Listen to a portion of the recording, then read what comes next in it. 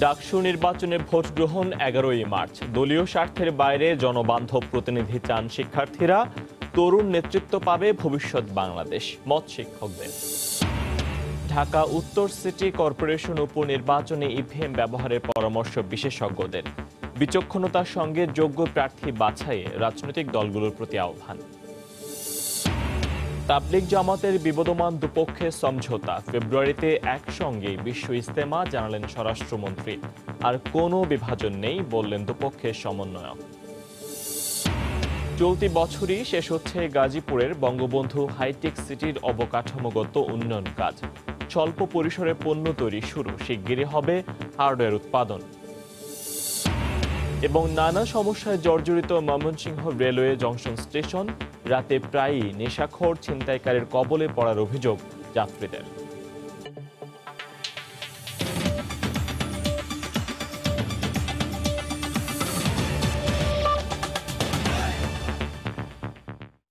সময় সংবাদে সঙ্গে আছি আমি ফয়সাল মোরশেদ। অবশেষে ঘোষিত হলো ঢাকা বিশ্ববিদ্যালয় কেন্দ্রীয় ছাত্র সংসদ নির্বাচনের তারিখ। 28 বছর পর 11ই মার্চ হতে যাচ্ছে ডাকসু নির্বাচনের ভোট গ্রহণ। একে সাধুবাদ জানিয়ে সাধারণ শিক্ষার্থীরা বলছেন, দল নয়, তাদের স্বার্থ রক্ষায় কাজ করবে এমন নেতৃত্বই চান তারা। ভবিষ্যৎ বাংলাদেশের নেতৃত্ব আসবে এই নির্বাচন থেকে, এমনটাই মত শিক্ষকদের।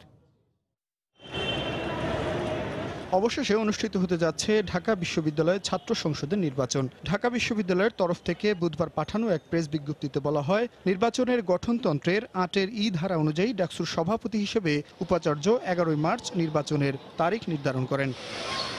ডাকসু নির্বাচন চেয়ে রিট আবেদনের পর গত বছর 6 মাসের মধ্যে নির্বাচন আয়োজনের নির্দেশনা দেন হাইকোর্ট। তফসিল ঘোষণার পরও নির্বাচন না হওয়ার শঙ্কার ছায়া নেমে এসেছিল শিক্ষার্থীদের মধ্যে। তারিখ ঘোষণার পর এবার আশার আলো দেখছেন তারা। এই অচলায়তন ভাঙার উদ্যোগ বিশ্ববিদ্যালয় প্রশাসন নিয়েছে, সেটিকে আমরা সাধুবাদ জানাই। আশা করি নির্বাচন সুষ্ঠু হবে, ঠিক আছে। দলমত নির্বিশেষে সবাই অংশগ্রহণমূলক প্রক্রিয়ায় নির্বাচনে অংশগ্রহণ করতে পারবে। ডাকসু প্রতিনিধি যারা হবেন তারা অবশ্যই আমাদের সাধারণ শিক্ষার্থীদের পক্ষে কাজ করবেন। এখন ভোট দিতে পারবো, এখন অবশ্যই যোগ্য একজনকেই ভোট দিব। আমরা চাই ডাকসুটা হবে সাধারণ শিক্ষার্থীদের কাছে দায়বদ্ধ।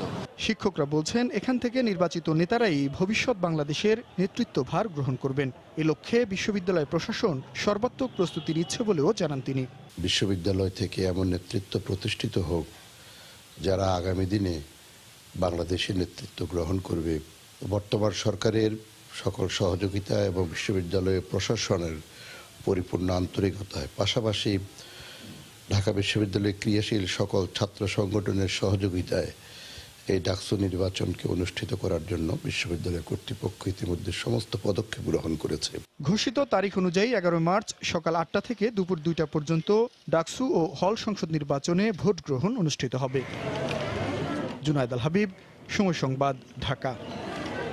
ঢাকা উত্তর সিটি কর্পোরেশনের উপনির্বাচনে ইভিএম ব্যবহারের পরামর্শ বিশেষজ্ঞদের। তা সম্ভব না হলে ভোটের দিন কেন্দ্রে কেন্দ্রে ব্যালট পেপার পাঠানোর পক্ষে মত তাদের। তারা বলছেন, এতে নির্বাচনের গ্রহণযোগ্যতা বাড়বে। মাত্র 1 বছরের জন্য এই পদের নির্বাচনে যোগ্য প্রার্থী বাছাইয়েও রাজনৈতিক দলগুলোর বিচক্ষণতার উপর গুরুত্ব দিচ্ছেন তারা। রাশেদ লিমনের রিপোর্ট। জাতীয় নির্বাচনের ডামাডোল শেষ হতে না হতেই ঢাকা উত্তরের উপনির্বাচনের তফসিল দিল নির্বাচন কমিশন। একাদশ জাতীয় সংসদ নির্বাচনের পর থেকেই এর গ্রহণযোগ্যতা নিয়ে ঢালাও অভিযোগ বিএনপি কিংবা ঐক্যফ্রন্টের। বিজয়ী মহাজোট বলছে, কোনো দেশেই শতভাগ সুষ্ঠু নির্বাচনের নজির নেই। এমন বাস্তবতায় নির্বাচনকে আরও গ্রহণযোগ্য করতে বেশ কিছু পরামর্শ দিচ্ছেন বিশেষজ্ঞরা। আগের নির্বাচনের সূত্র ধরে ওই নির্বাচনের জোয়ারের মধ্যে এই নির্বাচনগুলো কীরকম হবে সেটা বলা খুব মুশকিল। আমরা আশা করি নির্বাচন কমিশন সর্বাত্মক চেষ্টা করবেন সুষ্ঠুভাবে এই নির্বাচনটা সম্পন্ন হোক। যদি পেপার ইউজ হয়, ব্যালট পেপার সকালে কেন্দ্রে পাঠানো হোক, প্রয়োজনে 9টা 5টা হতে পারে। আমি মনে করি 100% ইভিএম এখানে ব্যবহার করতে পারে যদি ইলেকশন কমিশন চায়। সেই ক্ষেত্রে নিজেদের অবজারভার দিতে হবে। প্রয়োজনে আরপিও মোতাবেক তাদেরকে ম্যাজিস্ট্রেসি পাওয়ারও দেওয়া যেতে পারে। আর ভোটারদের ভরসা আদায় করতে প্রতীকের এই নির্বাচনে প্রার্থী বাছাইয়ে সতর্ক থাকতে রাজনৈতিক দলগুলোর প্রতি আহ্বান তাদের। এখানে প্রয়োজন হচ্ছে এনার্জেটিক, ইনোভেটিভ, সেই সাথে যে কাজ চলছিল সেগুলোর ধারাবাহিকতা। দক্ষ, নিবেদিত প্রাণ, সৎ মেয়র যদি নির্বাচিত হয় নগরের পরিবর্তনে অনেক কাজ করতে পারে। এদিকে দীর্ঘ বিরতির পর নগরপিতার নির্বাচন নিয়ে আগ্রহের কমতি নেই ভোটারদের মাঝেও। তারা চায় সবার অংশগ্রহণে একটি সুষ্ঠু নির্বাচন। আমাদের তাদের কাছে কাম্য হচ্ছে যে পরিচ্ছন্ন নগরী, যানজটমুক্ত নগরী। ঢাকা শহর থেকে সন্ত্রাসী নির্মূল করতে হবে। আমরা যারা আছি আমরা যাতে নিশ্চিন্তে চলাফেরা করতে পারি। সুষ্ঠু, অবাধ এবং অংশগ্রহণমূলক সকল অংশগ্রহণমূলক নির্বাচন হবে। ঢাকা উত্তরের প্রথম মেয়র আনিসুল হকের মৃত্যুতে শূন্য হয় সিটি কর্পোরেশনের মেয়র পদ।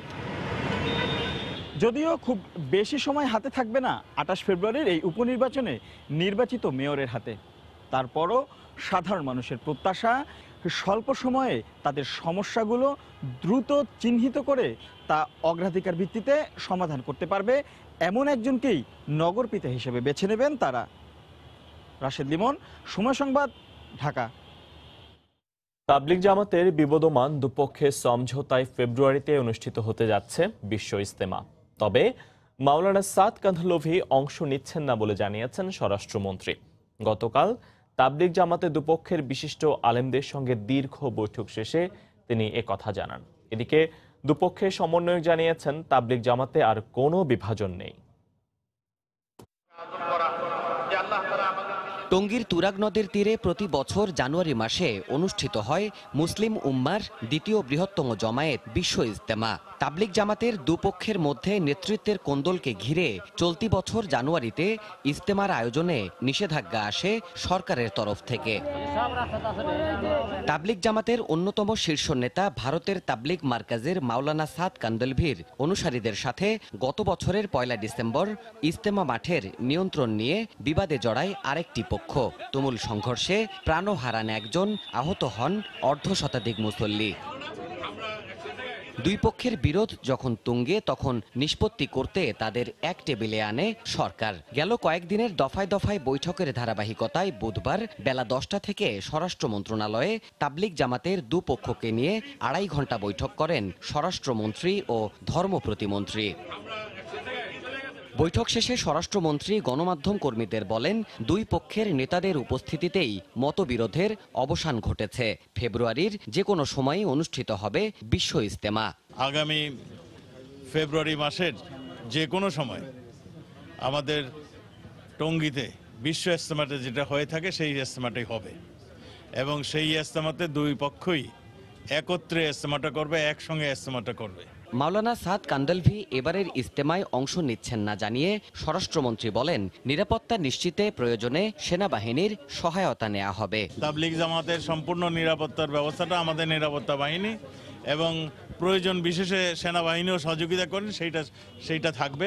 ধর্ম প্রতিমন্ত্রী বলেন, ইজতেমা নিয়ে বিরোধের স্থায়ী সমাধানের চেষ্টা চলছে। সর্বশেষ সিদ্ধান্ত হইল ঐক্যবদ্ধভাবে একটাই ইজতেমা হবে, দুইটা হবে না। ভবিষ্যতে যাতে এটাকে পার্মানেন্টলি সলিউশন করা যায় এই ব্যাপারে যখন যেখানে গেলে ভালো হয় সেটা প্রক্রিয়া চালু থাকবে। পরে দুই পক্ষের সমন্বয়ক কাকরাইল মসজিদের ইমাম মাওলানা মাজহারুল ইসলাম সাংবাদিকদের বলেন, তাবলিগ জামাতের মধ্যে আর কোনো বিভাজন নেই। আজকে থেকে সারা বাংলাদেশের সমস্ত তাবলিগের ভাইরা কোনো বিভেদ করবেন না, প্রত্যেকটা মসজিদে সমস্ত তাবলিগের ভাইরা একসাথে হয়ে যাবেন। ইজতেমার চূড়ান্ত তারিখ নির্ধারণে বৃহস্পতিবার ধর্ম মন্ত্রণালয়ে আবারও বৈঠক অনুষ্ঠিত হবে। দেবাশিস রায়, সময় সংবাদ, ঢাকা। এদিকে তাবলিগ জামাতের দুই অংশের মতকে পৌঁছে ইজতেমায় অংশ নেওয়ার সিদ্ধান্তকে স্বাগত জানিয়েছেন সাধারণ মুসল্লিরা। ইসলাম শান্তির ধর্ম, তাই যে কোনো অকল্যাণকর ও বিশৃঙ্খল কর্মকাণ্ডই অপ্রত্যাশিত বলেও মন্তব্য তাদের। এই খবর শুনে আমরা খুবই আনন্দিত এবং আমরা দোয়া করছিলাম যে আল্লাহ তাআলা দুই গ্রুপকে মিলে দেখ এবং সুন্দরভাবে ইজতেমা সফল হোক। ইসলাম ধর্মটা তো আল্লাহ তাআলা মনোনীত ধর্ম, শান্তির ধর্ম। আমরা আল্লাহর কাছে দোয়া করি যাতে সহি সালামতে এই ইজতেমা মিলে দিলা আল্লাহকে রাজি খুশির জন্য করতে পারি। এখানে কোনো ভুল ত্রুটি, অপরের দোষ দেখবো না, অপরের গুণ দেখবো, আর আমার মধ্যে গুণের মধ্যে দোষ দেখবো। এইটাই হচ্ছে দাওয়াত তাবলীগের আসল টার্গেট। সময় সংবাদে আরো থাকছে, সুনামগঞ্জে সিরকা নদীতে নাব্য সংকটে পানি প্রবাহ বন্ধ, 7টি হাওরে জলাবদ্ধতা, অনাবাদী 3000 একর জমি, নদী খননের পরামর্শ।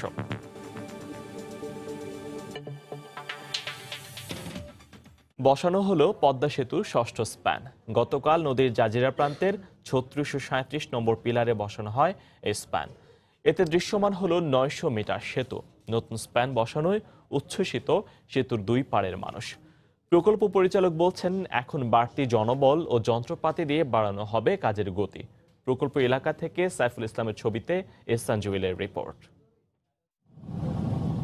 সকালের ঘন কুয়াশা তখনও কাটেনি, তবু কর্মচাঞ্চল্য পদ্মা নদীর বুক জুড়ে। আগের দিন স্প্যান নিয়ে নির্ধারিত পিলারের কাছে পৌঁছে অপেক্ষমান ছিল ক্রেন। বুধবার সকালে সেটি বসানো হয় আগের 5টি স্প্যানের সঙ্গেই। 2017 সালে সেপ্টেম্বর মাসে প্রথম স্প্যান বসানোর মধ্য দিয়ে সেতু দৃশ্যমান করার কাজ শুরু হয়। সবশেষ গত বছরের জুনে পঞ্চম স্প্যান বসানোর মধ্য দিয়ে শেষ হয় 6টি পিলারের একটি মডিউলের কাজ। এবার ষষ্ঠ স্প্যান দিয়ে শুরু হলো তার পরের মডিউলের কাজ। দৃশ্যমান প্রায় 1 কিলোমিটার সেতু এখন পদ্মাপাড়ের মানুষদের জন্য আশা জাগানিয়া। দ্রুত এর কাজ শেষ হবে বলেও প্রত্যাশা তাদের। ছোটকালে দেখছি নদী, কোনদিন ভাবি নাই যে পদ্মা সেতু ব্রিজ হবে, চোখের সামনে হয়ে যাইতেছে। জীবনে আমরা যেটা দেখি নাই এটা আমরা ইনশাল্লাহ দেখতে আছি, পদ্মা সেতু হইতে আছে। হ্যাঁ, আমাকে এলাকায় খুব উন্নত হইতে আছে। ব্রিজটা হয়ে গেলে মানে রোড থেকে গাড়ি বাইর করলে টাকা, এই গাং পার হইতে যে করা টাকা খরচ হইতে আছে, আমাকে টোটাল টাকা যাতে করা টাকা হয়ে যাবো। আগে তো লঞ্চে ট্রলারে গেছি, আর ওখানে পদ্মা সেতু যদি হয় তাই গাড়িতে যাবো। চলতি মাসেই কেটে গেছে সেতুর সব নকশা জটিলতা। ষষ্ঠ স্প্যান বসানোয় এলো আরেক ধাপ অগ্রগতি। বাকি কাজ শেষ করতে তাই বাড়তি মনোযোগ প্রকল্প সংশ্লিষ্টদের। আর প্রতিকূলতা ছোট প্রজেক্টও থাকে, বড় প্রজেক্টও থাকে, আমার এখানে বেশি থাকবে। হার্ট অ্যান্ড সোল চেষ্টা করছি, আমাদের ঈদের দিন নাই, আমাদের ছুটির দিন নাই, 24/7 আমরা কাজ করে যাচ্ছি উইথ এডিশনাল রিসোর্সেস, এবং এই রিসোর্স দিন দিন বাড়তেছে, আমরা বাড়াচ্ছি টাইম টু টাইম, টাইমের সাথে আমাদের রিসোর্সের পরিমাণ বাড়তেছে। এদিকে মাওয়া প্রান্তে সেতুর 6 ও 7 নম্বর পিলারের কাজ শেষ না হওয়ায় এ দুটি পিলারের মধ্যে নির্ধারিত স্প্যানটি এনে পাশের 4 ও 5 নম্বর পিলারের উপর অস্থায়ীভাবে বসিয়ে রাখা হয়েছে। পিলার দুটি হয়ে গেলে খুব সহজে সপ্তম স্প্যান হিসেবে এটিকে বসিয়ে দেওয়া যাবে। সেতু এখন এতটাই বড়, পাখির চোখে অনেক দূর থেকেও সেটি দৃশ্যমান। দৈর্ঘ্য যতটাই বাড়ছে, ক্রমেই স্পষ্ট হচ্ছে এস আকৃতি সেতুর বাঁকগুলো। একই সঙ্গে স্পষ্ট হচ্ছে এই সেতুকে ঘিরে মানুষের স্বপ্নগুলোও, যেখানে বাস্তবতা ছোঁয়া এনে দেয় এই ধরনের এক একটি স্প্যানের সংযোজন। এহসান জুয়েল, সময় সংবাদ, জাজিরা, শরীয়তপুর। এদিকে শিগগিরই পদ্মা সেতুর আরও 2টি স্প্যান বসানো হবে বলে জানিয়েছেন সড়ক পরিবহন ও সেতু মন্ত্রী ওবায়দুল কাদের। গতকাল রাজধানীর বিআরটিএ ভবনে মন্ত্রী বলেন, ষষ্ঠ স্প্যান বসানোর মধ্য দিয়ে এর নির্মাণ কাজে আরেক ধাপ অগ্রগতি হয়েছে। স্পেন বসার মধ্য দিয়ে পদ্মা সেতু নির্মাণ কাজের আরেকটু অগ্রগতি দৃশ্যমান হয়েছে। খুব শিগগিরই আরও 2-3টি স্পেন বসার সম্ভাবনা আছে। বিআরটিএতে এসে মানুষ যেন হয়রানির শিকার না হয়। ভেতরে যদি যোগসাজশ না থাকে তাহলে বাইরে থেকে দালালরা এসে এখানে কি করে উপদ্রব করে, এবং এই দালালের দৌরাত্ম্য বন্ধ করতে হবে। দীর্ঘ 2 দশকের অপেক্ষার পালা শেষ। চলতি বছরে শেষ হচ্ছে গাজীপুরের বঙ্গবন্ধু হাইটেক সিটির অবকাঠামোগত উন্নয়নের কাজ। বাংলাদেশ হাইটেক পার্ক কর্তৃপক্ষ বলছে, বর্তমানে স্বল্প পরিসরে আইটি পণ্য তৈরি করছে কয়েকটি প্রতিষ্ঠান। শিগগিরই শুরু হবে ল্যাপটপ ও হার্ডওয়্যার উৎপাদন। তথ্য প্রযুক্তি প্রতিমন্ত্রীর আশা, 2030 সালের মধ্যে সফটওয়্যার সহ বিশ্বমানের সব প্রযুক্তি তৈরি হবে এই পার্কে। শুভ খানের রিপোর্ট।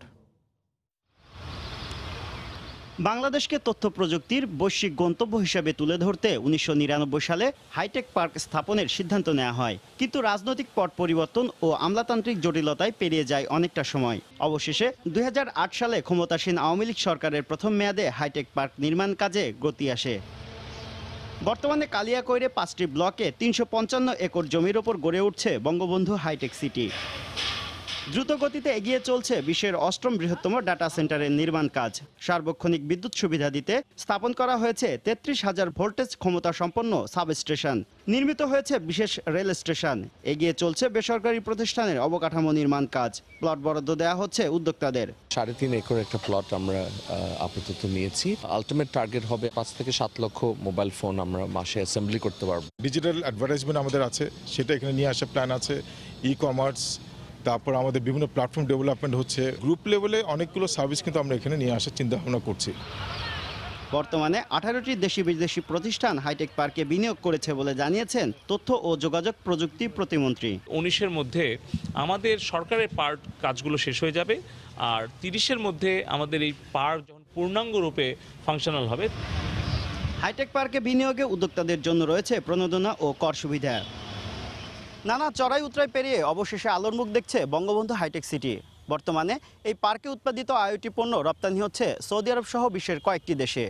সরকার আশা করছে 2030 সাল নাগাদ বঙ্গবন্ধু হাইটেক সিটিতে প্রায় $500 মিলিয়ন বিনিয়োগ হবে। এতে কর্মসংস্থান হবে 1 লাখ তরুণ তরুণীর।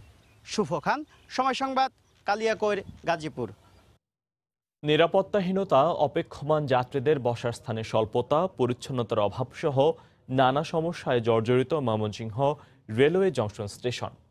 সীমানা প্রাচীর না থাকায় অরক্ষিত হয়েছে প্রায় 120 বছরের পুরনো এই রেল স্টেশনটি। রাতের বেলা প্রায় নেশাখোর ছিনতাইকারীর কবলে পড়েন যাত্রীরা। এই অবস্থায় রেল স্টেশন ও রেললাইন সরিয়ে শহরের বাইরে নিয়ে আধুনিক অবকাঠামো সুবিধাসহ নতুন রেল স্টেশন নির্মাণের দাবি জেলা নাগরিক আন্দোলনের। স্টেশন সুপারিনটেন্ডেন্ট জানিয়েছেন, অত্যাধুনিক রেল স্টেশন নির্মাণের উদ্যোগ নেওয়া হয়েছে। সাইম আকন্দের তোলা ছবি নিয়ে হারুনুর রশিদের রিপোর্ট। ময়মনসিংহ রেল স্টেশনের 3টি প্ল্যাটফর্মের 1 নম্বর ও 2 নম্বরটি কিছুটা পরিষ্কার পরিচ্ছন্ন থাকলেও 3 নম্বর প্ল্যাটফর্মের বেহাল দশা। পুরো প্ল্যাটফর্মের এক পাশ পরিণত হয়েছে গণশৌচাগার আর ময়লা আবর্জনার ভাগাড়ে। অপেক্ষমান যাত্রীদের বসার স্থান একেবারে অপ্রতুল। নামে মাত্র প্রথম ও দ্বিতীয় শ্রেণীর বিশ্রামাগার থাকলেও বেশিরভাগ সময়ই বন্ধ থাকে। সীমানা প্রাচীর না থাকায় একেবারে অরক্ষিত এই রেল স্টেশনে রাতের বেলা প্রায়ই নেশাখোর ছিনতাইকারীর কবলে পড়েন যাত্রীরা। বছরের পর বছর পড়ে থাকা পরিত্যক্ত বগিগুলো অসামাজিক কার্যকলাপের আখড়ায় পরিণত হয়েছে। যাত্রীদের অভিযোগ, এ নিয়ে কোনো মাথা ব্যথা নেই রেলওয়ে কর্তৃপক্ষের। পরিবেশটা খুব খারাপ, যে নোংরা আবর্জনা এবং দেখা যাচ্ছে প্রতিটা প্ল্যাটফর্মে পরিচ্ছন্নতা নাই। দিনের বেলাও চলা খুব মুশকিল হয়। তাই এনে যাওয়া হইতেছে যে ঠেক দিয়ে মনে করেন টাকা পয়সা মোবাইল নিয়ে যাইতেছে। নেশা করে আড্ডা দেয়, মোবাইল টাকা পয়সা চিন্তাই করে। এদিকে শহরের ভেতর থেকে রেল স্টেশন ও রেল লাইন সরিয়ে বাইরে নিয়ে আধুনিক অবকাঠামো সুবিধাসহ নতুন রেল স্টেশন নির্মাণের দাবি জানিয়েছে জেলা নাগরিক আন্দোলন।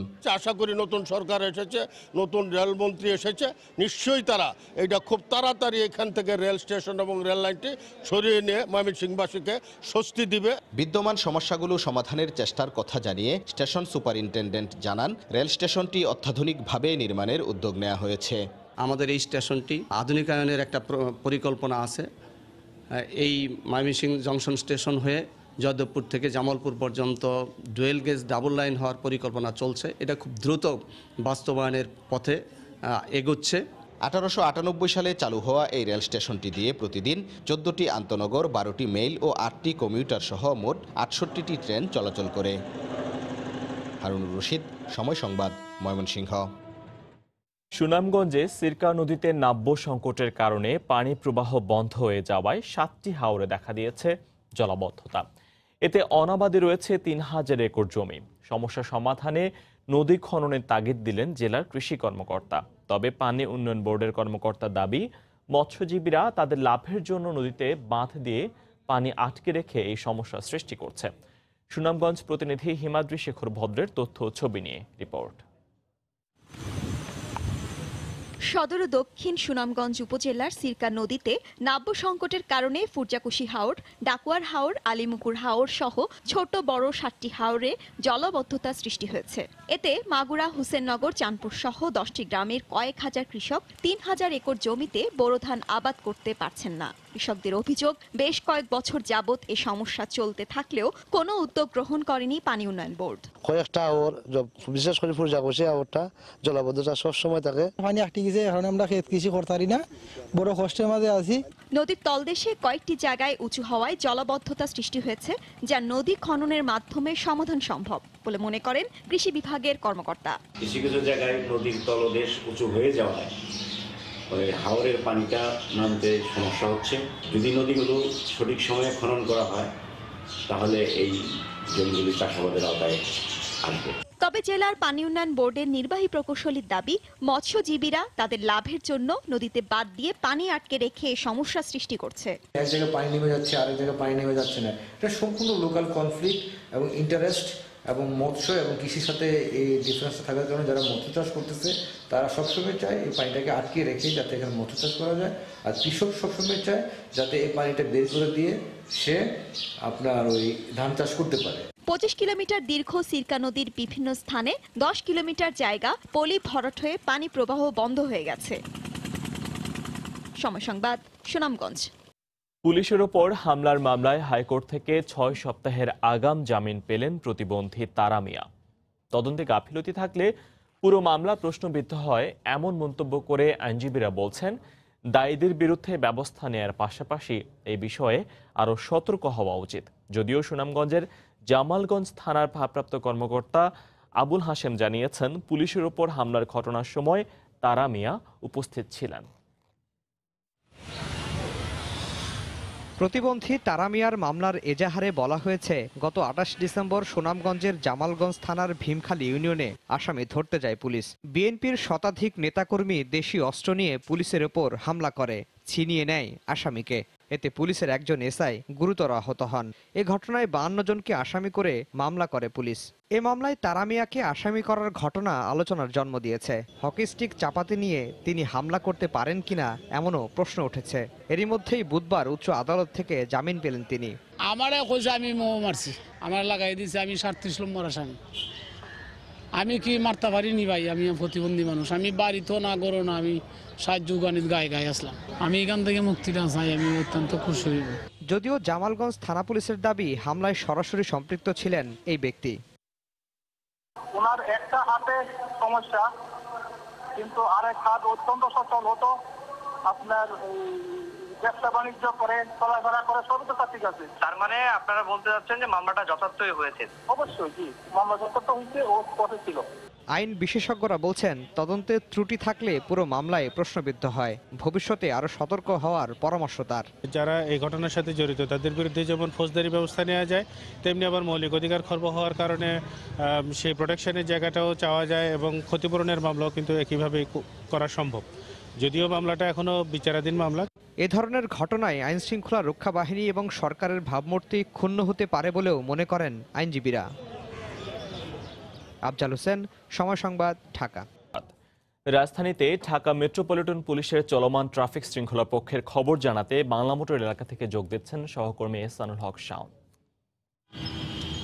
ফয়সাল, আমরা দেখছি যে গত 15ই জানুয়ারি থেকে কিন্তু পুলিশের ট্রাফিক পক্ষ চলছে। সেই ট্রাফিক পক্ষ থেকে কিন্তু আমরা দেখছি যে পুলিশের যে একটা সড়কে শৃঙ্খলা ফিরিয়ে আনার যে প্রচেষ্টা, সেটা কিন্তু আমরা দেখছি। এবং গত কয়েকদিনে কিন্তু আমরা দেখেছি পুলিশ সদস্যদের পাশাপাশি কিন্তু যে স্কাউট এবং রেড ক্রিসেন্ট যে সদস্যরা রয়েছে, তারাও কিন্তু আসলে সড়কে শৃঙ্খলা ফিরিয়ে আনার জন্য কাজ করছেন। তো আমরা আজকে সকাল থেকে যেটা দেখেছি যে অফিসগামী যে মানুষের যে একটা সড়কে যে ভিড়, সেই ভিড়ে কিন্তু আমরা দেখেছি যে যানজটের একটা তীব্রতা আমরা দেখেছি, যে সড়কে যে যানবাহনের যে চাপ, সেটা কিন্তু আমরা দেখেছি। এখান থেকে আমি কিন্তু রয়েছে বাংলা মোটরে, সেখানে আপনারা দেখছেন যে আসলে দর্শক কিছু গাড়ি কাউরান বাজার থেকে শাহবাগগামী কিছু গাড়ি কিন্তু আটকে আছে, এবং পাশাপাশি শাহবাগ থেকে যে ফার্মগেটের দিকে যে গাড়িগুলি যাচ্ছে, সেগুলি কিন্তু আসলে ধীরে ধীরে যাচ্ছে।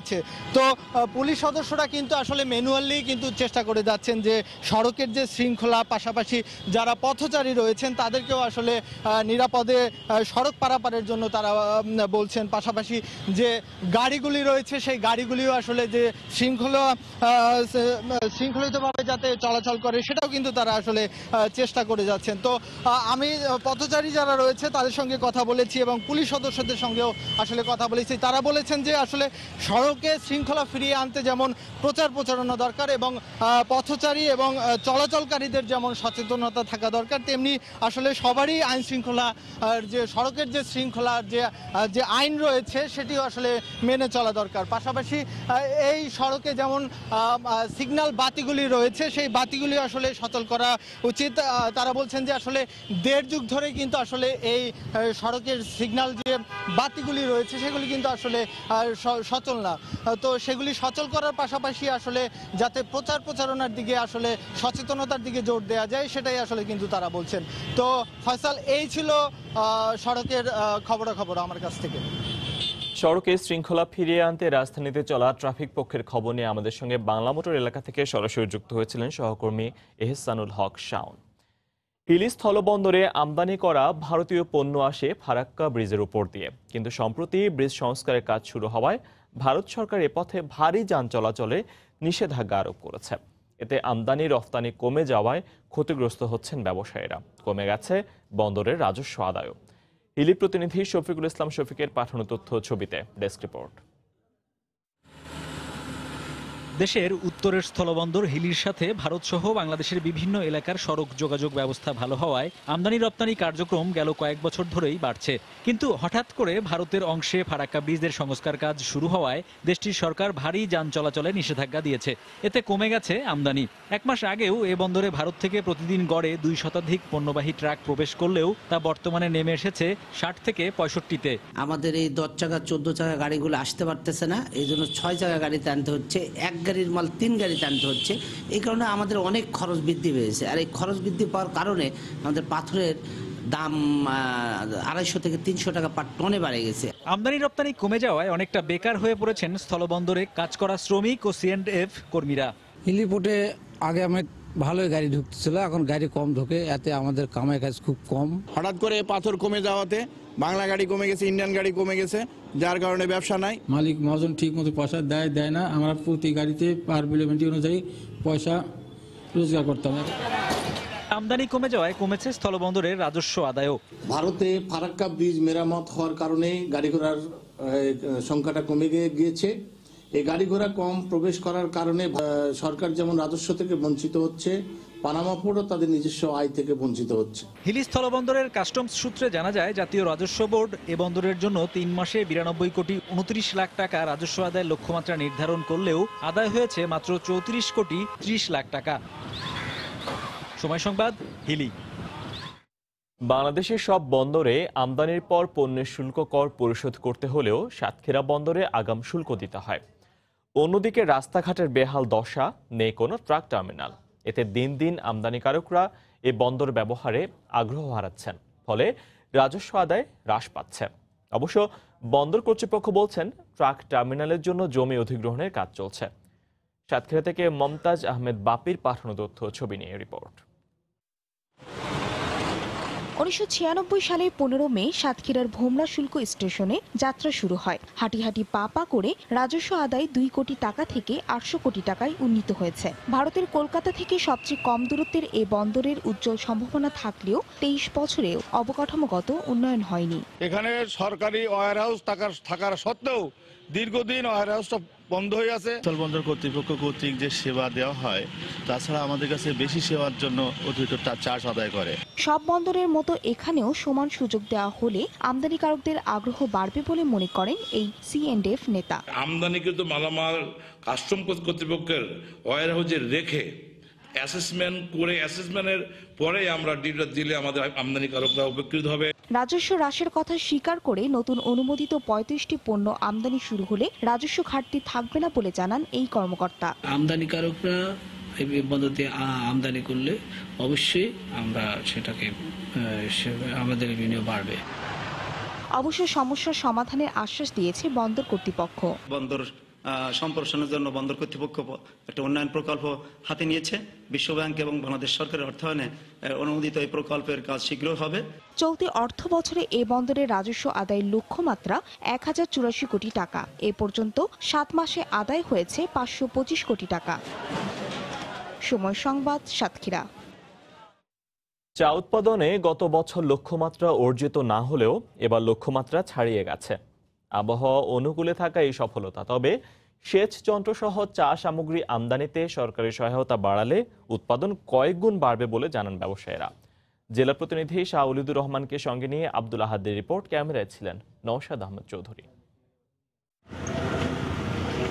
দেশের চায়ের রাজধানী শ্রীমঙ্গল উপজেলায় রয়েছে 40টি চা বাগান। চা পাতা তোলার মৌসুম শেষ হয়েছে অক্টোবরে। বাগান এখন রুক্ষ, খুব একটা সবুজের দেখা। চা গাছের উপরের পাতাগুলো কেটে ফেলা হচ্ছে। সবুজ গাছগুলো ধূসর, বৃষ্টি হলেই কুড়ি গজাবে। তারপর আবারও শুরু হবে পাতা তোলার মৌসুম। 150 বছরের চায়ের ইতিহাসে 2016 সালে সর্বোচ্চ 8,50,00,000 কেজি চা উৎপাদন হয়, কিন্তু তার পরের বছরেই উৎপাদন 7,80,00,000 কেজিতে নেমে আসে। তবে এবার ইতোমধ্যে 8 কোটি কেজি চা উৎপাদন হয়েছে। যেসব জায়গায় আগে চা ভালো হতো না, এইসব জায়গায়ও চা লাগাচ্ছে মালিকরা ইরিগেশনের মাধ্যমে। এদিকে পুরনো চাও আমরা বদলাচ্ছি, এতে গিয়ে চা উৎপাদন বাড়তেছে। এবার আগে ভাগে বৃষ্টির মৌসুম শেষ হলেও ডিসেম্বরে কিছুটা বৃষ্টি হওয়ায় লক্ষ্যমাত্রা অর্জিত হয়েছে। পরিমিত রোদ, পরিমিত বৃষ্টি, পরিমিত আবহাওয়া, এগুলো আপনাকে সাহায্য করলে ওই বছরই ক্রপটা বাড়বে। সংশ্লিষ্টরা বলছেন, সেচ যন্ত্র আমদানিতে সরকারি সহায়তার পাশাপাশি কম মূল্যে সার, কীটনাশক সরবরাহ ও ক্লোনিং চা গাছ রোপণ করলে দ্বিগুণ বেড়ে যাবে উৎপাদন। পুরো বাগান ইরিগেশন করতে পারতাম, তো চা উৎপাদন অনেক বেড়ে যেত। ড্রাউট ইফেক্ট থেকে চা বাগান রক্ষা পেতাম। যদি সাবসিডি দেন যদি সরকার এগুলো আনার ব্যাপারে, তাহলে মালিকরা আরও বেশি আনতে পারবে। সারকে কম রেটে সাবসিডি দিতে হবে। রেশন আমরা কিনছি গভর্নমেন্ট থেকে, গভর্নমেন্টের রেটে, আর দিচ্ছি আমরা ফ্রি। বুঝুন কত কোটি কোটি টাকা আমাদেরকে দিতে হচ্ছে শ্রমিকদেরকে ফ্রি।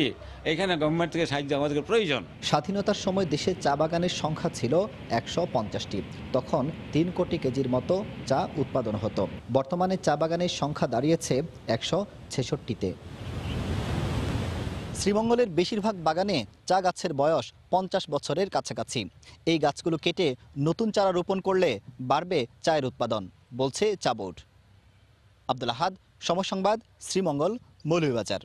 সময় সংবাদের এই পর্যায়ে শীর্ষ সংবাদ জানিয়ে দিচ্ছি আরেকবার। ডাকসু নির্বাচনে ভোট গ্রহণ 11ই মার্চ। দলীয় স্বার্থের বাইরে জনবান্ধব প্রতিনিধি চান শিক্ষার্থীরা। তরুণ নেতৃত্ব পাবে ভবিষ্যৎ বাংলাদেশ, মত শিক্ষকদের। ঢাকা উত্তর সিটি কর্পোরেশন উপনির্বাচনে ইভিএম ব্যবহারের পরামর্শ বিশেষজ্ঞদের। বিচক্ষণতার সঙ্গে যোগ্য প্রার্থী বাছাইয়ে রাজনৈতিক দলগুলোর প্রতি আহ্বান। তাবলিগ জামাতের বিবদমান দুপক্ষের সমঝোতা। ফেব্রুয়ারিতে একসঙ্গে বিশ্ব ইজতেমা, জানালেন স্বরাষ্ট্রমন্ত্রী। আর কোনো বিভাজন নেই, বললেন দুপক্ষের সমন্বয়ক। চলতি বছরই শেষ হচ্ছে গাজীপুরের বঙ্গবন্ধু হাইটেক সিটির অবকাঠামো উন্নয়ন কাজ। স্বল্প পরিসরে পণ্য তৈরি শুরু, শিগগিরই হবে হার্ডওয়্যার উৎপাদন। এবং নানা সমস্যায় জর্জরিত ময়মনসিংহ রেলওয়ে জংশন স্টেশন। রাতে প্রায়ই নেশাখোর ছিনতাইকারীর কবলে পড়ার অভিযোগ যাত্রীদের। এই ছিল এখনকার মতো। যে কোনো খবর পেতে ভিজিট করুন সময়নিউজ.tv। আপনার মোবাইলে সময় সংবাদ দেখতে ও সকল খবর পেতে ডাউনলোড করুন সময় অ্যাপ। এছাড়া এইমাত্র পাওয়া খবর মোবাইলে পেতে SMS করুন *BN লিখে পাঠিয়ে দিন 16242 নম্বরে। আর সঙ্গে থাকুন সময়।